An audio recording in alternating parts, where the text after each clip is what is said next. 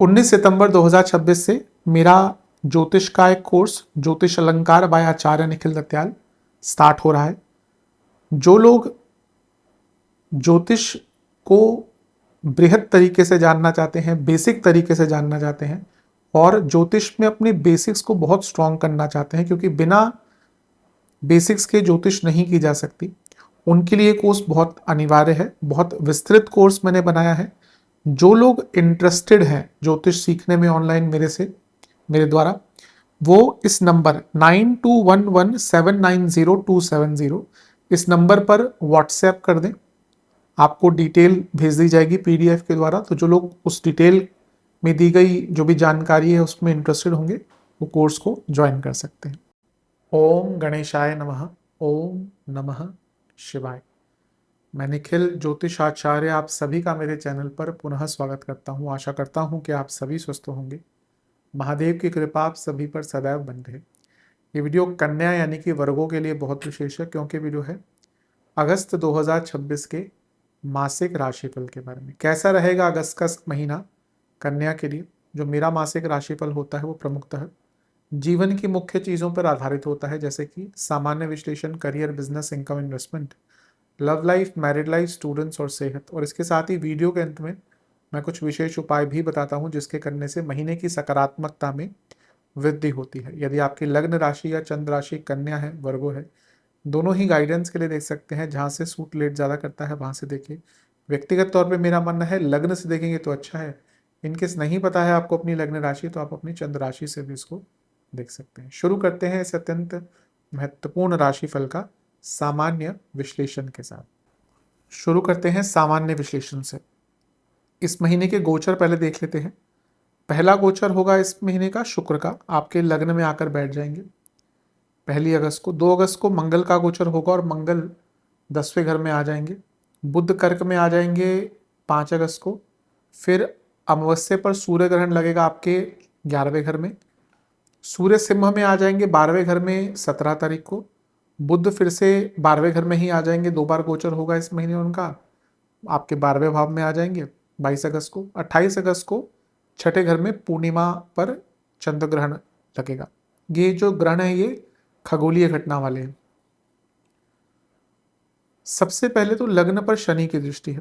अब वक्री शनि पर मैंने विस्तृत वीडियो लॉन्ग टर्म वाली बनाई है, लेकिन अगर हम in respect to this month बात करें, ये महीना हेल्थ के लिए अच्छा नहीं है। लग्न में शुक्र आके बैठ जाएंगे 1 तारीख को, ठीक है। अब शुक्र क्या है, आपके मारकेश हैं। लग्न में नीच का ग्रह is not very good for health. और इसके साथ ही उनको कौन देखेंगे, शनि, जो मारक भाव में बैठे हैं और आपके छठे घर के यानी कि रोगेश हैं।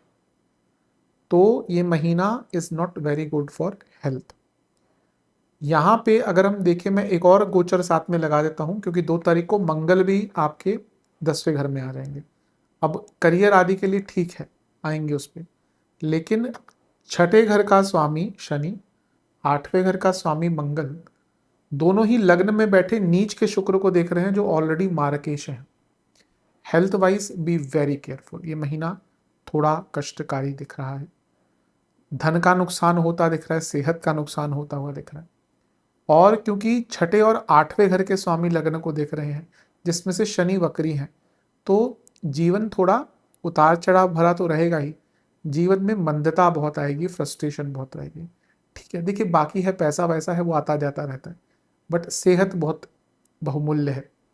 तो अगर आपको ऑलरेडी कोई हेल्थ इश्यूज चल रहे हैं, be very careful this month. थोड़ा जैसे मैंने कहा, हेल्थ पर काफ़ी ध्यान दीजिएगा। मैं हेल्थ वाले सेक्शन में बताऊंगा क्या क्या एरियाज हैं। 5 अगस्त को बुध का गोचर होगा, 11वें घर में चले जाएंगे। धन आदि के लिए बहुत अच्छा है, पैसा वैसा आ सकता है। लेकिन यहाँ पे देखिए लग्नेश भी मारकेश के साथ बैठ गए। गुरु आपके मारकेश हैं, सूर्य 12वें घर के स्वामी हैं। तो देख रहे हैं 6, 8, 12 का मिलन हो रहा है और मारक भाव का मिलन हो रहा है। तो ये महीना is very, you have to be very particular about your health issues. कोई चल रहा है हेल्थ इशू, वो तंग करेगा, लेकिन धन आदि के लिए अच्छा है। अमावस्या योग भी यहीं पर पड़ेगा आपका और सूर्य ग्रहण भी यहीं पे लग रहा है।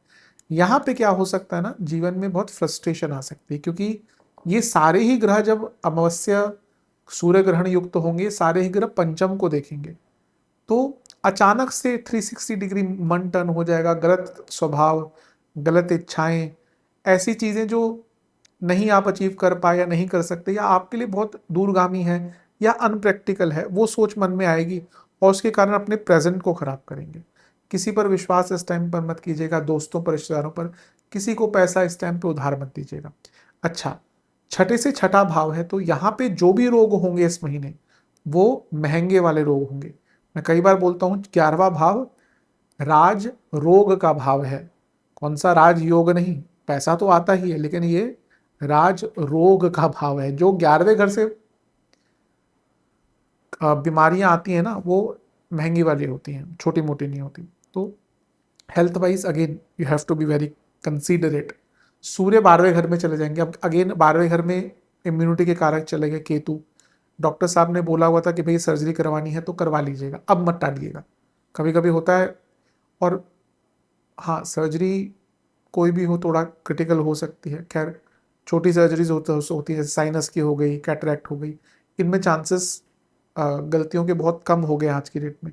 बट बड़ी बड़ी सर्जरीज है, शोल्डर का है, नीज का है, किडनी, गॉल ब्लैडर, ये बहुत ज़्यादा क्रिटिकल सर्जरीज हो सकती हैं, ट्रांसप्लांट है कोई, तो अगर डॉक्टर साहब ने बोला हुआ है कि भैया आप करवा लो तो अब ज़्यादा डिले मत कीजिएगा। हेल्थ वाइज अगेन ये महीना थोड़ा कष्टकारी है, बॉसेस से, पिताजी से थोड़ी प्रॉब्लम हो सकती है। बुध 12वें घर, अब देखिए मैंने कहा ना कि 6, 8, 12 का मिलन छूट नहीं रहा। अब लग्न पर प्रभाव 6, 8 के स्वामी का है।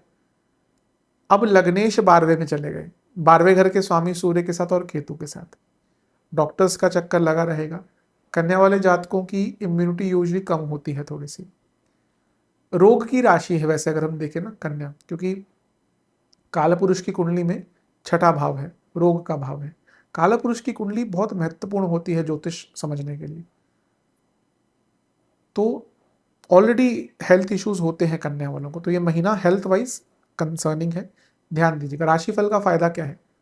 राशिफल का फायदा है कि हमें पहले ही सचेत कर देती हैं चीजें कि हाँ भाई यहाँ पे ध्यान देना है आपको।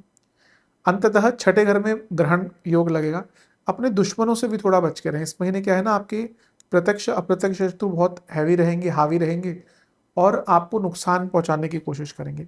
अब देखिए यहाँ पे अगर हम देखें ना, सारे अधिकतम ग्रह आपके 6 से 12 के बीच में है, तो ये इंडिकेट कर रहा है कि हेल्थ वाइज कंसर्निंग महीना रहेगा। विशेष प्रेडिक्शन, भाग्य कई लोगों का साथ देगा, भाग्येश लग्न में है। अगर कुछ बहुत स्ट्रेसफुल आपको करना पड़ा ना, आपके पास ना कहने का मौका है, तो इस महीने ना कह दीजिएगा, नहीं भाई अभी बस की नहीं। अकेले थोड़ा टाइम बिताइएगा और जीवन में फ्लो लाने की कोशिश कीजिएगा। कभी कभी ना कहना सही जगह पर ना बहुत अच्छा होता है, तो इस महीने ना कहना सीखना पड़ेगा। थोड़ा कंटेंटमेंट रखिए, रिलैक्स रहिए और सबसे महत्वपूर्ण चीज है ग्रेटिट्यूड। लालच और आसक्ति की तो कोई सीमा नहीं है। कोई व्यक्ति सोचे मेरे पास 2 करोड़ आ जाए तो मैं खुश हो जाऊंगा, जब उसके पास 2 करोड़ आएंगे तो बोलेगा 5 करोड़ होने चाहिए तभी खुशी मिलेगी। ये तो कभी खत्म नहीं होता। तो कभी कभी हमें कभी ये नहीं सोचना चाहिए कि मैं आगे काम नहीं करूंगा या मुझे और कुछ नहीं चाहिए, अनलेस सब सन्यासी नहीं बन गए। लेकिन जो है उससे भी ना प्रसन्नता और उससे भी थोड़ा कंटेंटमेंट रखनी चाहिए। ये महीना मैं कहूँगा कंटेंटमेंट रखिए। मैंने शनि के बारे में बहुत कुछ बताया है, तो जिसने नहीं देखा वो वीडियो अवश्य देखेगा, क्योंकि उसमें मैक्रो लेवल पर वक्री शनि के प्रभाव के बारे में बहुत चर्चा करी है। ऐसा भी दिखता है कि आपके इनोसेंस का लोग फायदा उठाते हैं। ये कलयुग है, आप जितने भोले बनेंगे लोग उतना आपको मूर्ख बनाएंगे, अपने ही मूर्ख बना देते हैं। आप दूसरों की तो बात ही क्या है, यहाँ पे तो आपके भाई बहन, आपके चाचा चाची, आपके ताऊ ताया, आपके कजन्स, जहाँ मौका मिलता है लोगों को मूर्ख, अपने आप को आप मूर्ख पाएंगे कई जगह पे।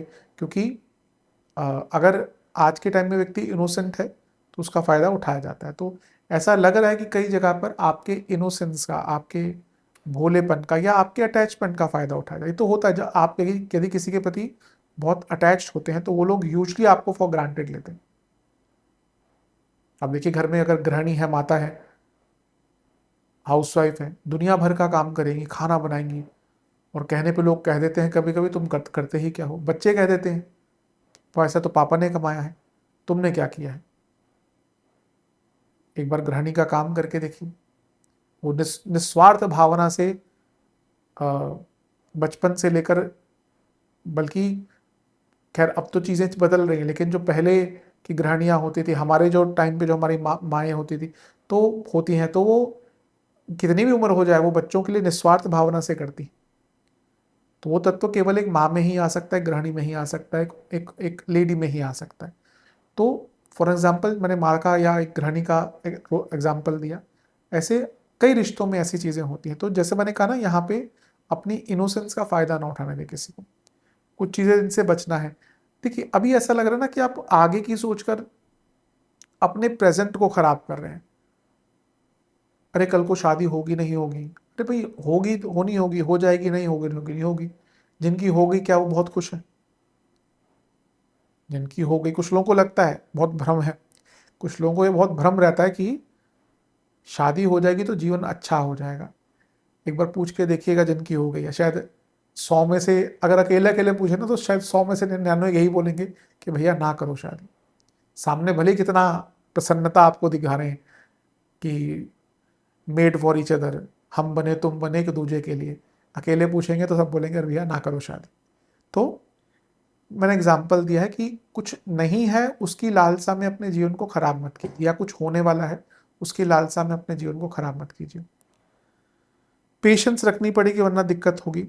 खर्चा होगा तो खर्चे पर नियंत्रण शुरू से करें, और एक्सेप्टेंस कि भैया मैं ऐसा हूँ, ये ले आइए। क्योंकि अभी लग रहा है कि ना आप अपने आप को ही बहुत हद तक कई जगहों पर एक्सेप्ट नहीं कर रहे, तो थोड़ा सा एक्सेप्टेंस ले आएंगे तो अच्छा रहेगा। चलते हैं करियर की तरफ। 10वें घर में बुध हैं और अच्छी अवस्था में है, तो ये अच्छी चीज़ है। और वो अब मार्गी भी हो चुके हैं, 24 जुलाई को हो गए थे। जुलाई थोड़ा कष्टकारी गया होगा, गलतियां होना, इनकंसिस्टेंसी रही होगी, लेकिन ये एटलीस्ट अच्छी अवस्था है। पहला गोचर शुक्र का होगा, लग्न में आकर बैठ जाएंगे। अब देखिए दो चीजें हैं जिनसे बच के रहना, लग्न में नीच का ग्रह और सप्तम में वक्री शनि। अपनी गुडविल और इमेज को बनाकर रखेगा, बचा कर रखेगा, क्योंकि दो चीजें हैं, कुछ लोग तो जानबूझकर खराब करेंगे और आपसे भी बहुत मिस्टेक्स हो सकती हैं इस महीने। बल्कि आई थिंक मे बी आपके काम से संबंधित नहीं, लेकिन जैसे आप अपने आप को कैरी ऑफ करते हैं, मे बी योर प्रोफेशनलिज्म, आप काम अच्छा करते हैं but you are not professional, तो लोग नहीं उसको अच्छा मानते। आप देखिए ऑफिस में, कॉर्पोरेट में कई बार क्या, बड़े जो प्राइवेट सेक्टर्स होते हैं, हो सकता है जो लोग आगे बढ़ रहे हो they are not much skilful, but उनको वो अदा, वो कला आती है कि कैसे लोगों को भाते हैं। भाई पीपल स्किल भी तो चीज़ होती है। आप दुनिया भर की स्किल लेकर बैठे हो, लेकिन जिस व्यक्ति के पास डिप्लोमेसी है, जिस व्यक्ति के पास लोगों को समझने की क्षमता है, वो आगे निकल जाता है। ये सत्यता है। आप फिर बाद में कितना भी कुड़ते रहे कि भैया मेरी क्वालिफिकेशन ये वो व्यक्ति आगे निकल जाएगा। तो इसीलिए यहाँ पर अपनी इमेज को खराब मत होने दीजिएगा, क्योंकि कुछ लोग प्रयास करेंगे और आप भी थोड़ी उसमें मदद करेंगे। Be very professional this month. दूसरा गोचर मंगल का होगा, 10वें घर में आ जाएंगे। अष्टमेश है, तो जो लोग जॉब चेंज करने का विचार कर रहे थे, अच्छा टाइम है। कुछ नई रिस्पॉन्सिबिलिटीज भी मिल सकती है। बुध कर्क में चले जाएंगे, 11वां भाव बहुत बली हो गया, कार्यक्षेत्र में पैसे बढ़ने की संभावना है। लेकिन 12 अगस्त को यहीं पर सूर्य ग्रहण लगेगा। देखिए अष्टमेश 10वें घर में है, जॉब चेंज का योग बनता है, लेकिन अगर थोड़ी अनिश्चितता बन जाती है तो जॉब जाने का योग भी बन जाता है। तो जो 12 अगस्त को ये योग बन रहा है, क्योंकि इसमें सूर्य इन्वॉल्व है, लाभेश चंद्रमा इन्वॉल्व है, और यहाँ पे लग्नेश भी बैठे हैं, दशमेश भी बैठे हैं। सडन जॉब लॉस अराउंड 12 अगस्त कुछ लोगों का हो सकता है। मैनेजमेंट में अगर रिसेंटली बदलाव आ रहे हैं तो और केयरफुल रहिएगा। सूर्य गोचर करके 12वें घर में आ जाएंगे 17 अगस्त को। ये ठीक है, लेकिन बॉसेस से थोड़ी प्रॉब्लम स्टार्ट होगी। बुध भी 12वें घर में आ जाएंगे। अब यहाँ पे ये होगा 22 तारीख को। अब 12वां घर बढ़ता जा रहा है 10वें से तीसरा, तो महीने के मध्य भाग के बाद कलीग से प्रॉब्लम और कम्युनिकेशन प्रॉब्लम। अंततः छठे घर में चंद्र ग्रहण लगेगा, यहाँ से थोड़ा अच्छा होगा, क्योंकि छठे घर में अगर ग्रहण लगता है ना, कभी कभी चीज़ें एकदम आपके फेवर में जा सकती हैं, कुछ ही का सपोर्ट आपको मिल जाए। तो आई थिंक 12 अगस्त से लेकर 28 अगस्त तक का टाइम क्रिटिकल बहुत अच्छा नहीं है। अब महीने के अंत में थोड़ी पकड़ वापस आ जाएगी। विशेष प्रोडिक्शन। थोड़ा ग्रेसफुल रहिएगा, कम्युनिकेशन पर ध्यान रखिएगा, बैलेंस बनाकर रखिएगा, हार्मनी बनाकर रखिएगा, बड़ों से संबंध बनाकर रखिएगा, और कुछ भी पर्सनल लाइफ में चल रहा है उसका प्रभाव बहुत प्रोफेशनल लाइफ पर मत पड़ने दीजिएगा। अपनी नॉलेज बढ़ाइए, अपनी स्किल्स बढ़ाइए, बाकी चीज़ें ठीक हो जाएंगी। चलते हैं बिजनेस की तरफ। जहाँ तक बिजनेस की बात है, सप्तम में वक्री शनि है तो मंदता तो आएगी, और वो सप्तम से 12वें के स्वामी तो थोड़े खर्चे भी बढ़ेंगे। पहला गोचर शुक्र का होगा, धनेश है, सप्तम को देख रहे हैं, लेकिन नीच के हैं, तो लालच में मत पड़िएगा कि भाई कोई बहुत बड़ा कॉन्ट्रैक्ट पड़ रहा मिल रहा है, कोई काम मिल रहा है बड़ा, आपने एक्साइटमेंट में हाँ कर दिया, बाद में पता चला बहुत इसके हिडन क्लॉजेस थे, तो उसका ध्यान रखिएगा। मंगल का गोचर होगा 2 तारीख को, ठीक है, कोई बहुत बुरा प्रभाव नहीं होगा। केंद्र में आए हैं तो केंद्र बल देते हैं मंगल, तो थोड़ी गति प्रदान होगी बिजनेस को। बुध का गोचर होगा, बुध 11वें घर में आ जाएंगे, लग्नेश का लाभ स्थान में उच्च के गुरु के साथ बैठना, यानी कि पैसा 5 अगस्त के बाद से बढ़ेगा। लेकिन 12 अगस्त को यहीं पे अमावस्या दोष पड़ जाएगा, अमावस्या पड़ेगी जिस दिन सूर्य ग्रहण पड़ेगा। अब सप्तम से त्रिकोण में ग्रहण पड़ना यानी कि गलती हो जाना, तो यहाँ पे कोई बहुत बड़ा निर्णय नहीं लेना। 17 अगस्त को सूर्य 12वें घर में चले जाएंगे, यहाँ पे आपके कुछ सरकारी बाधाओं से लेकर आपको जो कुछ रॉ मटेरियल वगैरह की प्रॉब्लम है, अगर आपका कुछ इस प्रकार का काम है उसमें दिक्कत आ सकती है। बुध 12वें घर में आ जाएंगे। अब सप्तम से छठा और लग्न से 12वां बढ़ता जा रहा है, यानी कि महीने के अंतिम भाग में नुकसान हो सकते हैं, लॉसेस हो सकते हैं। और चंद्र ग्रहण भी छठे घर में लगेगा, जो पड़ेगा 28 तारीख, और ये छठा भाव क्या है, सप्तम से 12वां, यानी कि बहुत भयंकर लॉसेस महीने के अंत में, ध्यान दीजिएगा। विशेष प्रेडिक्शन। पार्टनर्स अगर हैं बिजनेस में ना, बहुत मतभेद हो सकते हैं, केयरफुल रहिए। यात्राएं हो सकती हैं इस महीने अगर कुछ टल रही थी। ये महीना अगर आपके दुश्मन हैं बिजनेस में, they will be very active, attentive रहिएगा। बहुत डेलिकेट महीना है इन टर्म्स ऑफ डिसीजन। कोई भी डिसीजन आपको इस महीने अगर 110% श्योरिटी नहीं है, मत लीजिएगा। एनिमीज, शत्रु इस महीने हावी दिख रहे हैं, तो अगर आपका बिजनेस बहुत कॉम्पिटिटिव नेचर का है, बी वेरी केयरफुल। कोई कोर्ट केस चल रहा है उसको लाइटली मत लीजिए, कोई नोटिस आया हुआ है उसको लाइटली मत लीजिए, इन सब चीज़ों पर ध्यान दीजिएगा। Income, investment, expenses. इनकम तो आएगी, लेकिन क्योंकि वक्री ग्रह का प्रभाव, शुक्र लग्न में आ जाएंगे, धनेश है, लेकिन वक्री ग्रह का प्रभाव लग्न पर है, तो मंदता, not a very free flowing month for income. Investment, शुरुआती 10 दिन अच्छे हैं, बीच के 10 दिन अच्छे हैं, अंतिम 10 दिन खराब है।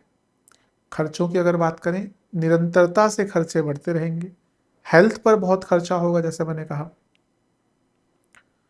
कोई लीगल काम चल रहा था, लीगल केस चल रहा था, घर में कुछ मरम्मत करानी पड़ सकती है, हो सकता है आप में से कुछ लोग कंस्ट्रक्शन इस महीने कुछ स्टार्ट करें। खाने पीने की चीज़ों पर कुछ बहुत पेंडिंग काम थे, वो अचानक से कराने पड़ सकते हैं। रख रखाव पर, देखभाल पर, अपने या परिवार वालों के, और लाइफस्टाइल, इन पर बहुत खर्चा होने वाला है। मे बी आप में से कुछ लोग कुछ इन्वेस्टमेंट वगैरह भी इस महीने कुछ बड़ी करेंगे, तो ऑब्वियसली जब कैश कम होता है तो थोड़ा सा दुख तो होता ही है, लेकिन खर्चे ज़्यादा रहेंगे इस महीने, ये तो निश्चित है। चलते हैं लव एंड रिलेशनशिप की तरफ। नो कॉन्टैक्ट सिचुएशन, थोड़े चांसेस हैं, डिले हो रहा है जो भी है, लेकिन महीने के 20 तारीख तक चांसेस हैं। भी थोड़ा आपको ही इनिशिएट करना पड़ेगा। नए रिलेशनशिप के चांसेस हैं, मेरे हिसाब से पूरा महीना ही अच्छा है, बट तभी अगर आप सत्यता के साथ चाहते हैं, केवल टाइम पास नहीं, आप केवल जस्ट कि भाई आना है रिलेशनशिप में, अगर आप रेडी हैं तभी आगे बढ़िएगा। अदरवाइज क्योंकि ये महीना ऐसा है कि हाँ, चीज़ें बहुत तेज़ गति से आगे बढ़ सकती हैं इन टर्म्स ऑफ रिलेशनशिप, तो अगर आप मेंटली या any which way you are not ready, तो थोड़ा थम जाइएगा। पंचमेश वक्री हुए हैं सप्तम में। जो लोग रिलेशनशिप में हैं and they are not very clear about their future, उनके रिलेशनशिप में अनसर्टेनिटी के कारण प्रॉब्लम आएगी। क्योंकि ऐसा हो सकता है कि कोई एक आप में से बोले कि भाई मुझे शादी करनी है, एक बोले कि मैं रेडी नहीं हूँ, या कोई एक बोले कि फ्यूचर डिस्कस करना है, लेकिन एक बोले कि अभी मुझे नहीं करना। कई बार ऐसा होता है ना, तो ये वही महीना दिख रहा है जहाँ पे इस प्रकार की प्रॉब्लम आएगी। शुक्र का पहला गोचर नीच के हो गए शुक्र और वक्री शनि से दृष्टि, यानी कि एक दूसरे को समझ ही नहीं पाएंगे, अट्रैक्शन कम हो जाएगा। मंगल का गोचर आ जाएगा और 10वें घर में आके वो लग्न को भी देखेंगे, पंचम को भी देखेंगे, यानी कि उग्रता। तो कारक को शनि, वक्री शनि और मंगल देख रहे हैं, यानी कि जैसे ही मंगल का गोचर होगा बहुत भयंकर एग्रेशन। बुध का गोचर थोड़ा रिलीफ लाएगा, लेकिन मंगल शनि बहुत स्ट्रांग अवस्था में है इस टाइम, तो उतना इम्पैक्ट नहीं पड़ेगा। और अंततः सूर्य ग्रहण भी 11वें घर में है। कब पड़ेगा ये? 12 अगस्त को। अब ये कहाँ पड़ रहा है? पंचम से सप्तम में। अगेन जिनके रिलेशनशिप में सर्टेनिटी नहीं है कि भैया आगे फ्यूचर है कि नहीं, कोई एक पार्टनर रेडी है आगे बढ़ने के लिए, एक पार्टनर बोलता है कि भैया I just want to go with the flow. आजकल की ये बहुत लाइन पॉपुलर है यंगस्टर्स के में, अगर उनको कमिटमेंट नहीं करना होता तो क्या बोलते हैं? I want to go with the flow. बड़ी नई नई चीज़ें आ चुकी है वैसे आजकल की तो है। जब जितना मैं बात करता हूँ यंगस्टर से पता चलता रहता है कि बहुत चीज़ें नई नई हो चुकी हैं डेटिंग में, बहुत नए नए टर्म्स आ चुके हैं। तो ये उनमें से टर्म है कि अगर आपको कमिटमेंट नहीं देना तो बोलो I want to go with the flow. तो अगर भाई ये प्रॉब्लम आ रही है तो मे बी कुछ लोग रिलेशनशिप में अगर सर्टेनिटी नहीं है तो कुछ लोग फिर आगे बढ़ने का, यानी कि ब्रेकअप आदि का सोच सकते हैं। इसके बाद सूर्य सिंह में चले जाएंगे। बहुत डायरेक्ट इम्पैक्ट नहीं है, लेकिन ठीक ठाक है, कोई बहुत ज़्यादा इसका प्रभाव नहीं पड़ेगा। बुध का 12वें घर में जाना अगले अगेन लग्नेश है, तो ये फिर डिटैचमेंट दिखाता है। तो जैसे मैंने कहा ना, detachment, lack of desire and because of lack of clarity problems रहेंगी। विशेष प्रेडिक्शन। टाइम बिताइए साथ में, रिलैक्स एटमॉस्फेयर रखिए। लेकिन ऐसा कई बार होगा कि अगर एक partner is not emotionally available तो दूसरे पार्टनर पर बहुत प्रभाव पड़ेगा। टॉक्सिसिटी दिख रही है। बीच बीच में ऐसा भी मौका आएगा जहां पे आपको लगेगा सब ठीक चल रहा है, लेकिन अगेन कुछ ऐसा होगा कि लगेगा नहीं, चीज़ें बहुत ख़राब हैं। तो मैंने कहा ना कि अगर देखिए कभी कभी होता है आप जो बोलते हैं, जिस प्रकार से रिस्पॉन्ड करते हैं उससे चीज़ें बदल जाती हैं। कभी कभी होता है कि आप पार्टनर को बोल दीजिए कि भैया मुझे थोड़ा टाइम दे दो, rather than आप सीधा ऐसा कोई जवाब दें कि वो और कंफ्यूज हो जाए। यूजली क्या होता है ना कि एक पार्टनर बहुत एंशियस होता है या वो चाहता है कि मुझे रिप्लाई मिले, कभी कभी उसका पार्टनर थोड़ा अलग प्रकार का होता है। तो ये ही इश्यूज आते हैं आजकल रिलेशनशिप में, मैरिड लाइफ में यही प्रॉब्लम आ रही है, क्योंकि because of lack of commitment. तो अगर ऐसा इशू है आपका भी तो आई थिंक उसको हैंडल मैच्योरली करेंगे तो अच्छा रहेगा।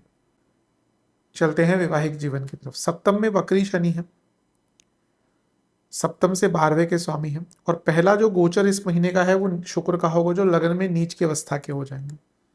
तो कारक प्रॉब्लमेटिक है शुक्र, सप्तम में वक्री ग्रह, तो ये चीजें थोड़ी कष्टकारी दिख रही हैं। मंगल का गोचर भी हो जाएगा 2 तारीख को। अब मंगल भी शुक्र को और लग्न को देखना शुरू कर दिया। लग्न भाव क्या है? लग्न भाव भी मैरिड लाइफ के लिए बहुत इंपॉर्टेंट होता है, क्योंकि लग्न सप्तम से सप्तम है। लग्न तो अपने आप में हर चीज को प्रभावित करता है, तो उग्रता बढ़ती जाएगी। बुध का गोचर 5 तारीख को होगा, तो थोड़ा प्रभाव अच्छा रहेगा, क्योंकि बुध जो है वो गुरु और सूर्य के साथ बैठे हैं, तो थोड़ी मैच्योरिटी आएगी।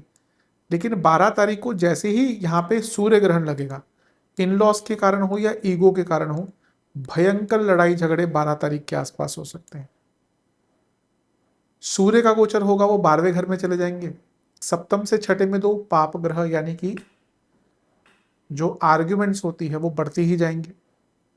इसके बाद बुध भी 12वें घर में चले जाएंगे, फिर से सप्तम से छठा घर बढ़ता जा रहा है, आर्ग्यूमेंट्स बढ़ती जाएंगी। और अंततः सप्तम से 12वें में एक ग्रहण लग जाएगा, चंद्र ग्रहण, यानी कि जिनके बीच में बहुत दिक्कतें चल रही थी, हो सकता है महीने के अंत तक, क्योंकि चंद्रमा पर ग्रहण लग रहा है इमोशंस, तो इमोशंस में बह के कभी कभी व्यक्ति लीगल स्टेप उठा लेता है। मैं यही कहूँगा पेशेंस रखिए, क्योंकि यूजुअली ऐसा होता है कि एक बार आपने नोटिस भेज दिया ना, तो बहुत हाई चांसेस होते हैं कि फिर चीज़ें आगे बढ़ जाती हैं, मतलब कि वो चीज़ें फिर वापस ठीक करना कभी कभी मुश्किल हो जाता है। होता है कि चलो इमोशंस में आकर किसी ने बोल दिया, फिर घर वाले इन्वॉल्व हो गए। आजकल तो ऐसा हो रहा है कि घर वाले इन्वॉल्व ही नहीं होते, क्योंकि पहले ही लोग अलग रह रहे हैं, शादी के बाद अलग हो जाते हैं। तो वो ठीक है, आप कितना भी कह लीजिए न्यूक्लियर फैमिलीज आदि है, लेकिन हम ये भी डिनाई नहीं कर सकते कि जो इतने प्रॉब्लम्स चल रहे हैं, न्यूक्लियर फैमिली की अपनी एडवांटेजेस होते हैं। जो पहले जॉइंट फैमिली सिस्टम होता था उनके अपने भी एडवांटेजेस थे, वहाँ पे एक सपोर्ट मिल जाता था जो आजकल कई फैमिलीज के पास नहीं है। अगर उनके बीच में प्रॉब्लम्स आ रही हैं, उनके पास शेयर करने के लिए कोई नहीं होता और अंततः वो फ्रस्ट्रेशन इसी प्रकार से निकलती है। तो प्रॉब्लमेटिक तो है विशेष प्रेडिक्शन। कम्युनिकेशन बहुत ख़राब दिख रही है, काम कीजिएगा। थर्ड पार्टी सिचुएशन जिसको कहते हैं आजकल के लोग, यानी कि किसी और का इन्वॉल्वमेंट। और ऐसा भी हो सकता है कि एकदम डिटैचमेंट हो जाए पार्टनर से। सप्तम में वक्री शनि, एकदम डिटैचमेंट। कभी कभी होता है जो द्विस्वभाव लग्न है ना, आइदर ये आपको ऐसा दिखाएंगे, या आप, क्योंकि कन्या लग्न की हम बात करें, आपकी ही बात करें, यानी कि आप इस चीज़ से शायद एग्री करेंगे कि कभी कभी आपको एक व्यक्ति पे बहुत प्रेम आता होगा और कभी कभी 2 दिन बाद आप सोचते होंगे इस पर मुझे क्यों प्रेम आ रहा था, मेरी चॉइस इतनी खराब कैसे हो गई। तो ये होता है द्विस्वभाव। तो यहाँ पे द्विस्वभाव वाले sometimes if they detach fully, तो यहाँ पे एक दिख रहा है कि शनि के कारण बहुत भारी डिटैचमेंट आ सकती है। ज़्यादा एक्सपेक्टेशन का भार ना ही अपने मन पर रखिए, ना ही पार्टनर के ऊपर डालिए, और थोड़ा सेल्फ डिपेंडेंट बनना शुरू कर दीजिए। टेस्टिंग महीना है। स्टूडेंट्स की तरफ चलते हैं। एग्ज़ाम्स शुरुआती 10 दिन बहुत गलतियां होंगी, ध्यान दीजिएगा। बीच के 10 दिन ठीक है, अंतिम 10 दिन डिस्ट्रैक्शंस। स्टूडेंट्स के लिए लग्न में शुक्र का आना देखिए वैसे तो अच्छा होता है, लेकिन क्योंकि शुक्र नीच के हो रहे हैं तो ध्यान भटकता है, क्योंकि पंचम से त्रिकोण भाव है। बुध की अवस्था अच्छी है, मंगल भी गोचर करेंगे और आपके पंचम भाव को देखेंगे तो स्टूडेंट्स के लिए अच्छा है। मंगल का गोचर 2 तारीख को हो जाएगा, 5 को बुध का गोचर हो जाएगा। आपके कुछ काम अटक रहे थे, बहुत आराम से पूरे होंगे, क्योंकि तीनों ही ग्रह बहुत अच्छी अवस्था में आपके पंचम भाव को देख रहे हैं। फिर अमावस्या योग जब पड़ेगा, ये दिक्कत है क्योंकि यहाँ पे आपके काम अटक सकते हैं, स्टूडेंट्स के कुछ काम यहाँ पर अटक सकते हैं, उस पर ध्यान दीजिएगा। सूर्य सिंह में जाएंगे आपके 17 अगस्त को। यहाँ पे भी एडमिनिस्ट्रेटिव कार्य, सरकारी कार्य, लिखा पढ़ी के काम आपके अटक सकते हैं। और बुध भी 12वें घर में चले जाएंगे, यहाँ से दोबारा से थोड़ा सा डिस्ट्रैक्शन महीने के अंत में स्टार्ट होगा। तो महीना थोड़ा अप्स एंड डाउन्स वाला ही स्टूडेंट्स के लिए दिख रहा है। छठे घर में क्योंकि पूर्णिमा पर चंद्र ग्रहण लगेगा, ये ऐसा टाइम है जब ना इल्यूजन आ जाती है। कई बार होता है ना कि हम पढ़ रहे हैं, एग्जाम है और हमें इल्यूजन हो गया कि हमें सब कुछ आ गया, ये वैसा ही टाइम है। Do not be in that illusion. विशेष प्रेडिक्शन। कमिटमेंट बढ़ाइए, कमिटमेंट बढ़ाइए, कम्युनिकेशन इंप्रूव कीजिए, मन को शांत रखिए, थोड़ा एक्स्ट्रा करिकुलर एक्टिविटीज पर ध्यान दीजिए, डर मत रखिए मन में और नेगेटिव मत सोचिए। अपनी ऊर्जा को सही डायरेक्शन में लगाना है और सबसे इंपॉर्टेंट है छोटे छोटे कदम इस महीने उठाने हैं। सेहत महीना तो अच्छा नहीं है, मैं बता ही चुका हूँ। विशेषतः सर्जरीज का योग बन रहा है, autoimmune disorder, blood disorders, hormonal problems, BP, infections, liver, ये एरियाज हैं जो ज़्यादा तंग करेंगे। शुरुआती 10 दिन में इंजरीज, सर्जरीज का योग, पित्त का बढ़ना, लिवर के योग, एसिडिटी की प्रॉब्लम,